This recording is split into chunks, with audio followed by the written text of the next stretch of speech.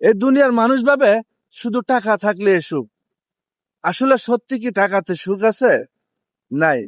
যার কাছে টাকা আছে তার মতো অসুখে মানুষ কেউ নাই। শুধু অশান্তি আর অশান্তিতে আছে। টাকার ফেরা না ঘুমাইতে পারে, না কিছু করতে পারে, না চারিদিকে ঝামেলা মিটাইতে পারে। আসলে টাকাতে সুখ দেয় না। প্রকৃত সুখ হচ্ছে ভালোবাসা, আন্তরিকতা, পারিবারিক শিক্ষা। ওইটাকে আপনি সুখ পাইবেন, ওইটাতে সুখ শিক্ষা দিবে আপনাকে।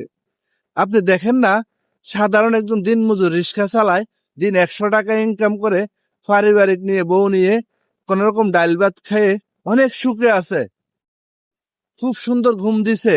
আবার সকালে উঠে কালকের জন্য কিছু নাই, আবার যা কামাই করে 100 টাকা দিয়ে কামাই করে আবার স্বামী স্ত্রী খাইয়ে, মানে কোনো চিন্তা নাই, ঘুমাইতে আছে। আর টাকা হলার আছে ঘুম?